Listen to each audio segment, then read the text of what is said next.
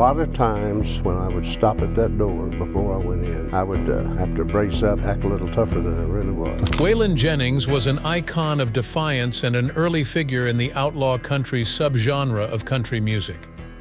As a result of his brilliance and daring, the music business was rocked to its foundations. However, hidden under the glittering limelight was a life rife with incessant struggles and tragedies, from troubled marriages and an ongoing fight with addiction to crippling chronic pain that led to amputation. Throughout his life, Waylon Jennings was never far from sorrow and tragedy. He persevered through the chaos and inner agony to leave a musical legacy that enchanted millions of people across the world. How did his way of living cause his physique to degenerate? Did this famous person's career cease because of his pain? Join me as I explore the artist's sad, powerful, and emotionally wrenching journey, the one that changed country music forever. June 15, 1937 was the day of Waylon Jennings' birth at the J.W. farm owned by Bittner close to Littlefield, Texas. He was L.S. firstborn son, William Albert Jennings and Mar Beatrice Shipley in conversation. Tommy, James, and Bo were his younger siblings. He was the middle kid of a family of 4. A fascinating blend of Native American Cherokee and Comanche and Irish and Dutch origins made up the Jennings family tree. His initial name was taken from Wayland Baptist College, which is now Wayland Baptist University.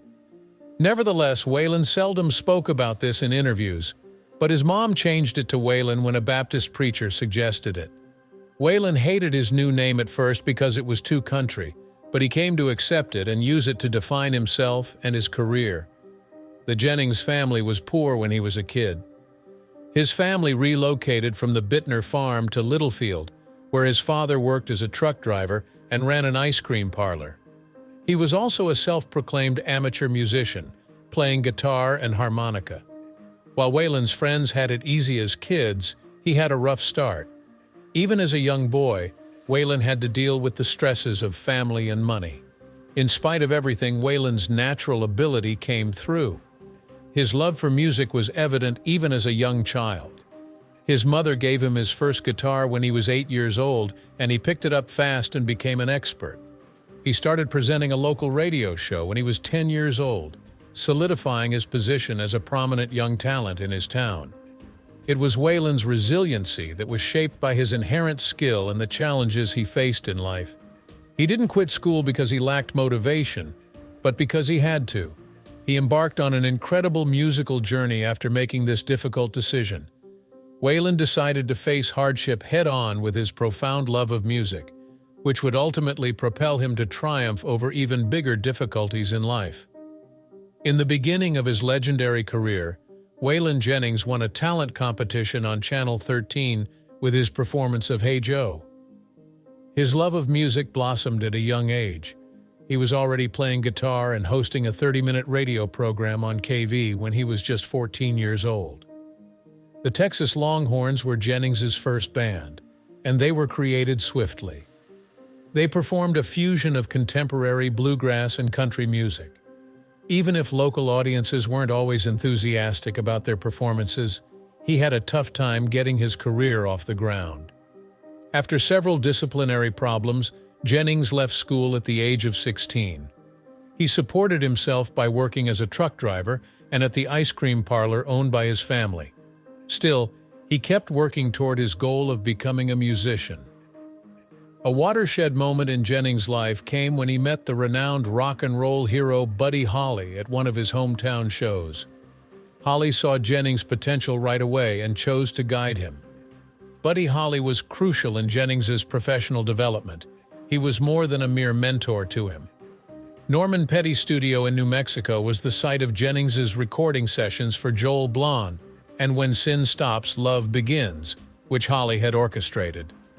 In addition, he extended an unprecedented and monumental invitation to Jennings, a young artist, to play bass on the Winter Dance Party tour.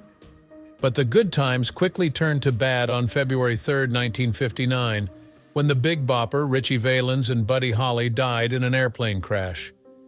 Due to his selfless act of offering the Big Bopper his place on the plane, Jennings almost died. Holly joked, "I hope your bus freezes," before the plane took off, and Jennings responded, "I hope your plane crashes." That off-kilter comment stayed with Jennings forever. In the wake of the tragedy, Jennings put his music career on hold as he resumed his job as a DJ at K-Tree and played at local venues. Nonetheless, he was profoundly saddened by Holly's passing. After being refused a raise at K-Tree, he decided to leave for KDAV, where he too failed to advance, and his performance on the job took a nosedive. Jennings started to establish his musical style while confronting terrible loss and many challenges. He laid the groundwork for his future success by beginning to combine bluegrass, rock and roll, and country into his own unique style. The plane accident catastrophe had a dual effect. It filled him with remorse that would last a lifetime and gave him the will to succeed that would push him beyond his comfort zone. As he triumphed over insurmountable odds to become a country music superstar, Waylon Jennings' career reached a fever pitch in the 60s and 70s. But there were many bumps on the road to the top, including confrontations, dangers, and groundbreaking choices. Buddy Holly, one of the most iconic figures in rock and roll, was instrumental in launching Jennings's professional career. Holly saw Jennings's potential and helped him break into the professional music industry. After receiving an invitation from Holly, Jennings went on tour with the Winter Dance Party, where he played bass and studied under a legendary musician of the day. But the 1959 aircraft disaster that killed Holly left Jennings with unending sorrow and remorse. The tragic accident that occurred on February 3, 1959, is widely recognized as the day the music died in the history of music and had a significant influence on Jennings' life. Jennings was on the road non-stop with Buddy Holly as his bass player for the Winter Dance Party tour, which was notoriously difficult due to the inclement weather and endless travel. The musicians rode on subpar buses through sub-zero temperatures. Holly arranged for a small charter jet to transport him and his bandmates to Moorhead, Minnesota, from Clear Lake, Iowa's Dwyer Flying Service, in order to alleviate the pressure and ensure their health. Flying with Buddy Holly, Waylon Jennings, and guitarist Tommy Allsup was the original intention for the four-seater jet. On the other hand, percussionist J.P., while the Big Bopper Richardson was sick with the illness and couldn't endure the long bus journey, Jennings kindly offered up his seat to him. The last seat went to the young artist Richie Valens, while Tommy Allsup lost the flip of the coin. In a light-hearted interaction between friends, Holly joked, "I hope your bus freezes." In response, Jennings added his own touch of humor, saying, "I hope your plane crashes." Despite its playful nature, the recollection remained a troubling one for Jennings. As soon as takeoff at about 1 a.m., the plane went down in a cornfield close to Mason City, Iowa, on February 3, 1959, due to bad weather and flying circumstances. Everyone on board died in the crash, including iconic rock and roll musician Buddy Holly, budding sensation Richie Valens, who wrote and performed La Bamba, and J.P. Richardson, the Big Bopper, a musician and performer, and Peterson, Roger, a pilot. The incident was a psychological weight that Jennings carried with him throughout his life, adding to the death of a close friend. The disastrous joke he had shared with Holly and the shame he felt for giving up his aircraft seat were constant companions. A permanent emotional scar was left by the incident, even though Jennings resumed the tour with the band thereafter. Remorse about the accident was a contributing element in his downward slide into addiction, he acknowledged in subsequent years. Tragically, the day the music died marked a turning moment in Waylon Jennings' life and the history of rock and roll. After Buddy Holly passed away, Jennings faced a difficult time trying to make it big in the music business. To make ends meet, he performed in bars and worked as a disc jockey for many little radio stations. Jennings began to form his unique musical style, a combination of country, rock, and folk, amidst fierce competition. This sound was forceful and genuine. Because of this unconventional method, he became famous in the country music industry. When Jennings signed with RCA Records in the early 1960s, he was managed by Chad Atkinson, a major factor in the success of many country musicians of the time. This is when his career started to really take off. But Jennings was soon frustrated with Nashville's strict production practices, as producers imposed tight control and jeopardized the creative freedom he desired. Jennings, resolute in his desire to escape these limitations, rose to prominence as a prominent figure in the outlaw country movement, a musical upheaval that opposed conventional wisdom and celebrated individual expression. Members of the outlaw country movement, which included Tom Paul Glaser and Willie Nelson, altered the public's view of country music. In addition to being a trailblazer, Jennings came to represent defiance and autonomy. Hits like Good-Hearted Woman and Are You Sure Hank Done It This Way established him as a fearless musician who dared to question authority via his music, which often mirrored personal hardships and intense feelings.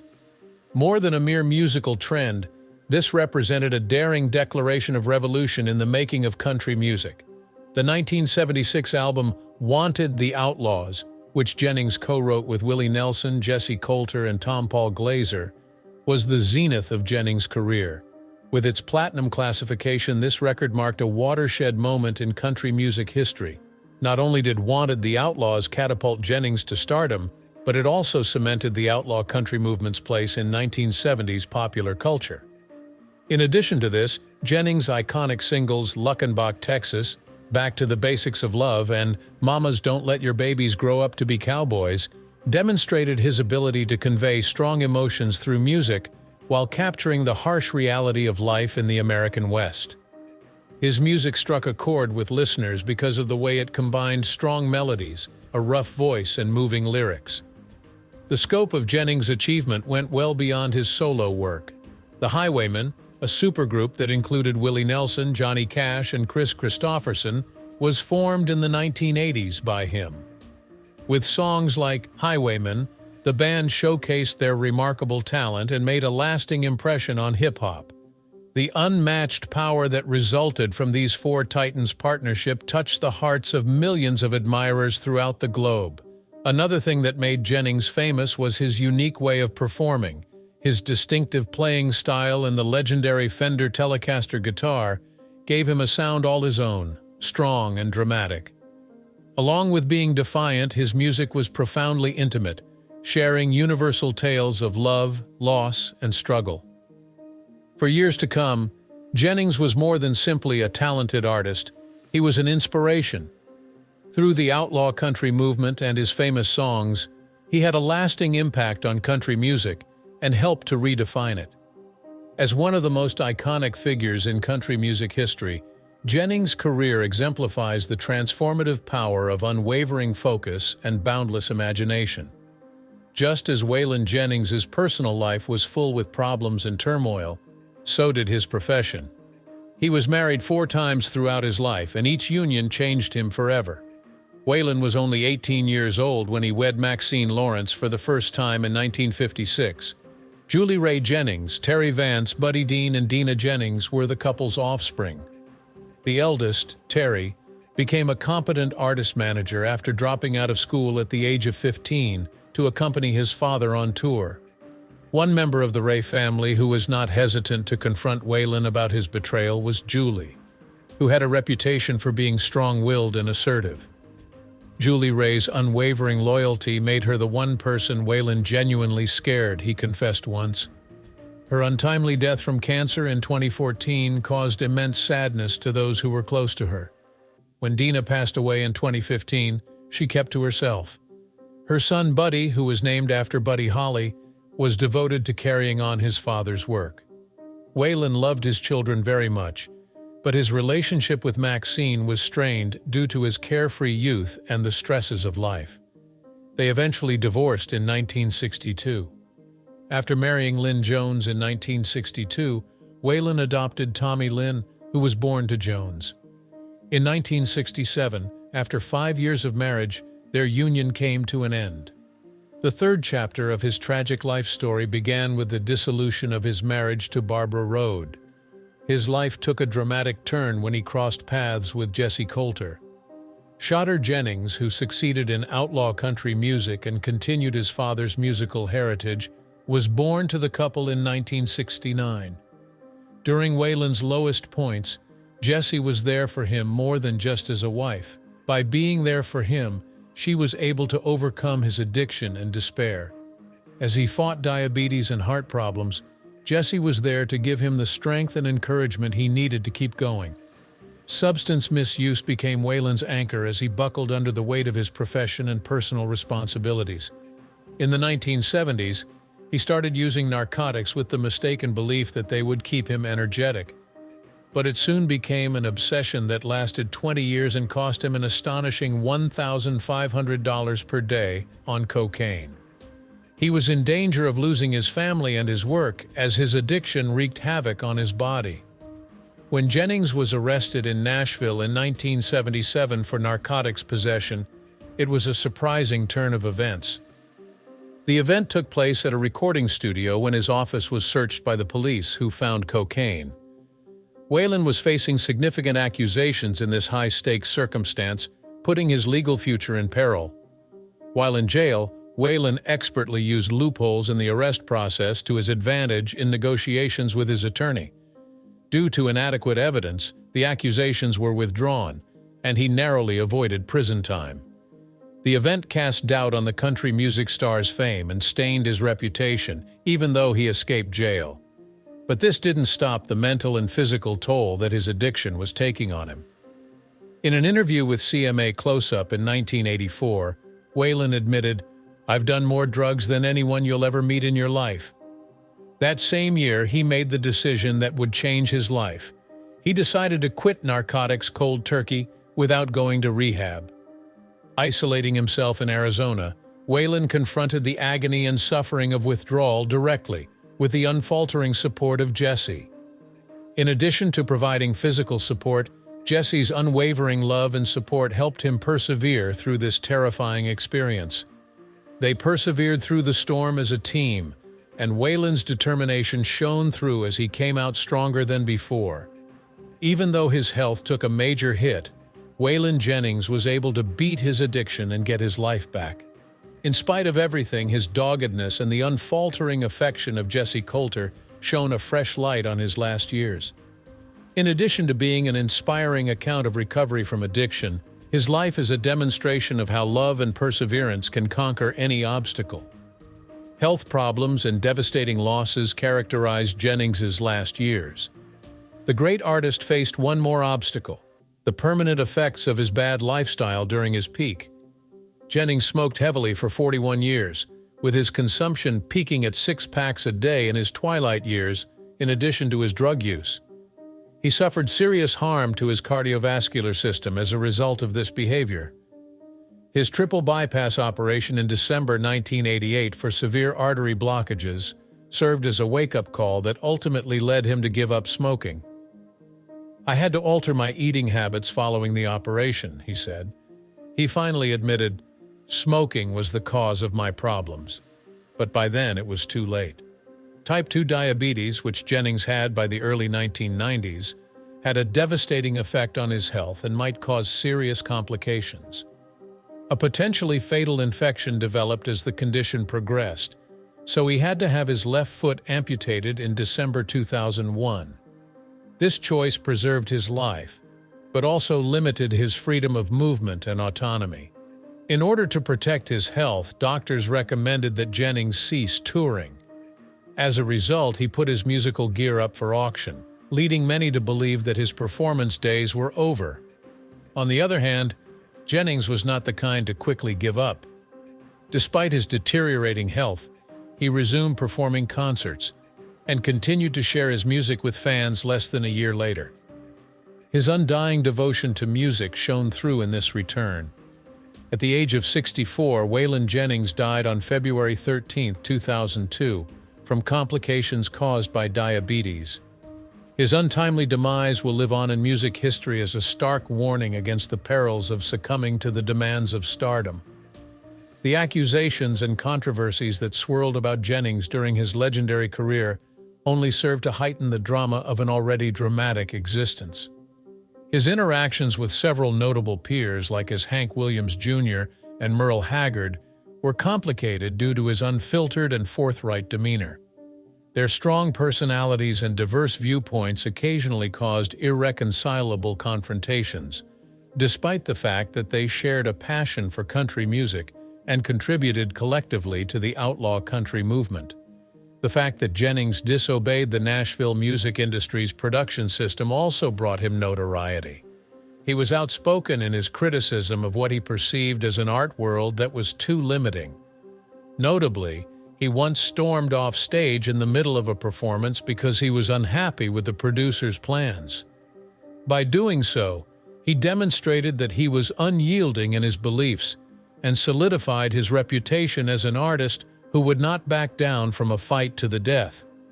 The allegations that swirled about Jennings's personal life and professional life did not diminish his extraordinary genius. Rather, they served to emphasize his fearless and defiant nature as an artist who would stand up to anybody or anything to defend his creative principles. Despite all the hardships he endured, Jennings's tale shows how one person can persevere and be true to themselves. Because of his unique sound and unforgettable persona, Waylon Jennings rose to the status of cultural icon. Because of his distinctive rhythmic phrasing and powerful, rough voice, his music had a very personal quality. In addition to his finger-picking and flat-picking innovations, Jennings's spanky twang guitar style was a big deal. The distinctive phaser effects and hammer-on and pull-off riffs that made his sound so distinctive demonstrated his painstaking focus on rhythm and precision. The Wailers, Jennings' band, gave him a 1953 Fender Telecaster as a present, and he used it frequently throughout his career. Black leather embellished with white flower motifs became a trademark of his identity, a customized decoration, and was applied to the guitar. Additionally, he adjusted the guitar's configuration by lowering the strings, which gave his music its signature slap sound. On top of that, in 1993, Jennings gave guitarist Reggie Young a 1950 Fender Broadcaster, which he owned. The fact that artist Terry Lanford created the leather covers for his guitars further solidified their iconic standing in the music industry. The impact of Jennings's persona was equal to that of his music. The outlaw country ideals he upheld were personified by his long hair, thick beard, black cowboy hat, and leather jackets, which gave him an aura of rough, free-spiritedness. This picture was a daring declaration of creative independence and uniqueness, not merely a particular style. The work of Waylon Jennings has been an inspiration to musicians for many years.